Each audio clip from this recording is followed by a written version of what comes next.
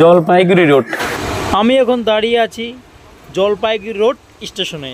এখান থেকে আজকে জার্নি হবে নিউ দমহানি স্টেশন পর্যন্ত এই লোকাল ট্রেনে। আপনারা জানেন এটা হলো পার্ট 4, এর আগে পার্ট 3 হয়ে গেছে। ট্রেন সিগন্যাল দিয়ে দিয়েছে, ট্রেন ছেড়ে দেবে এখন ট্রেন সিগন্যাল দিয়ে দিয়েছে। যাই হোক, কথা বলতে বলতে আমাদের ট্রেন সিগন্যাল দিয়ে দিয়েছে। দেখুন ওই ড্রাইভার বাবু ওই যে গ্রিন নিশানটা ঝুলাচ্ছে, মানে ট্রেন ছেড়ে দিয়েছে। যাই হোক, এই যাত্রাপথে সময় লাগবে মাত্র 15 মিনিট, আর এটার ডিস্টেন্স হলো মাত্র 8 কিলোমিটার।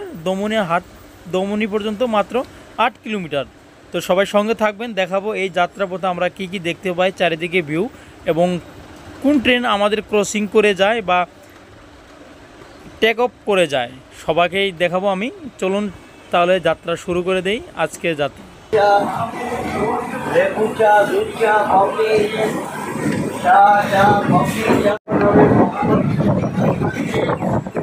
জলপাইগুড়ি রোডের এটা 2 নম্বর প্ল্যাটফর্ম ছিল। যাই হোক, আমি পরে লেখাটা দেখতে পেলাম 2 নম্বর প্ল্যাটফর্ম ছিল। স্টেশনটা ভালো একটা বড় আছে, জলপাইগুড়ি রোড।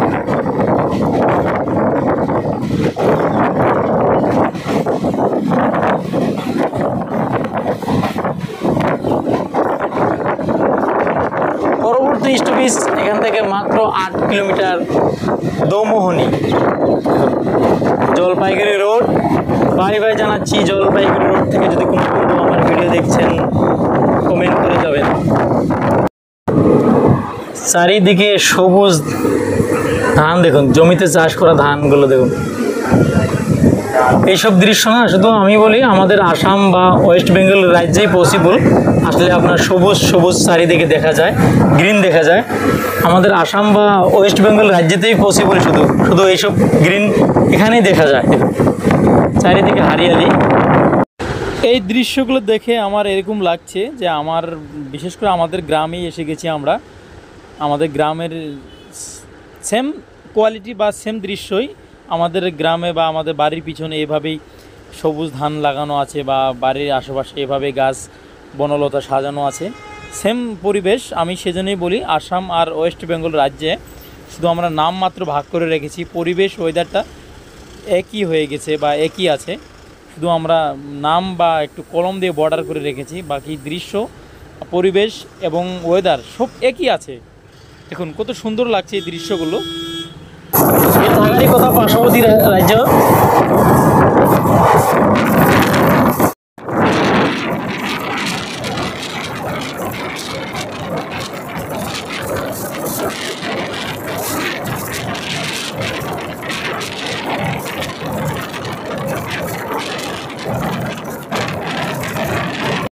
কিছুক্ষণের মধ্যেই আমরা তিস্তা নদী পেয়ে যাব।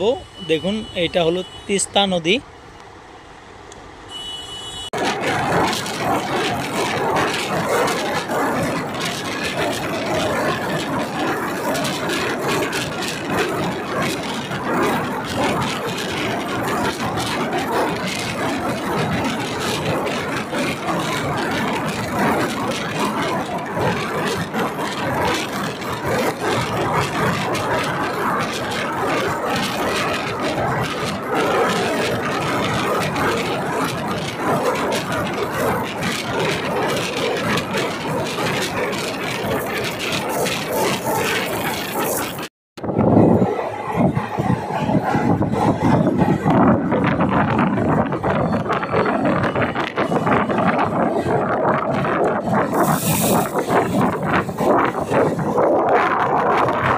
আমরা আছি বর্তমানে এখন ওয়েস্ট বেঙ্গল রাজ্যের জলপাইগুড়ি ডিস্ট্রিক্টের লোকেশনে। চারিদিকে এত সুন্দর সুন্দর ভিউ দেখতে দেখতে কখন যে আমরা কাছাকাছি এসে পড়লাম, আমাদের গন্তব্যের কাছাকাছি, আমি বুঝতেই পারলাম না।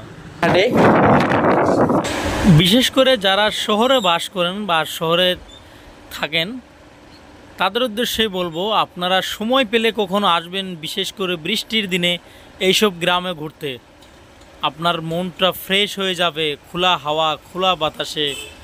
দেখুন জমিতে সেই সবুজ ধান, তার পাশে রয়েছে পানি, একদিকে রয়েছে খোলা মেঘলা আকাশের কিছুটা সুন্দরময় বাণী। যাই হোক, কথা বলতে বলতেই আমরা চলে আসলাম সুন্দরময় একটা পরিবেশ দেখুন। কথা বলতে বলতেই আমরা চলে আসলাম নিউ দমহানি স্টেশনের কাছাকাছি আমরা এসে গেছি।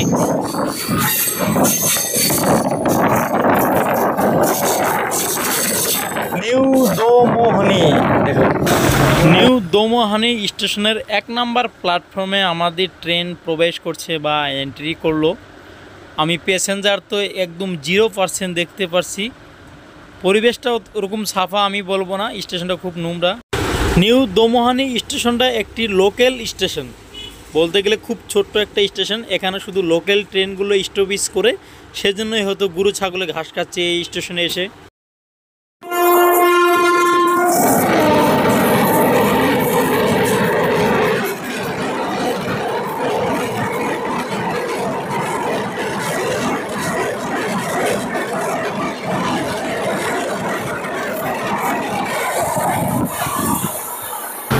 খুব স্পিডে একটা ট্রেন আমাদের ক্রস করে চলে গেল। তো বন্ধুরা পেয়ে গেলাম নিউ দমহানি। সো বন্ধুরা পরবর্তী ভিডিওতে দেখতে পাবেন নিউ দমহানি থেকে নিউ ময়নাগুড়ি পর্যন্ত ভিডিওটি। আজকের মতো এতটুকুই শেষ করছি। যদি আপনার ভালো লাগে থাকে প্লিজ আমার চ্যানেলটি সাবস্ক্রাইব করুন, একটা লাইক করে আমার সঙ্গে থাকুন। ভালো থাকবেন, সুস্থ থাকবেন। বাই বাই বন্ধুরা।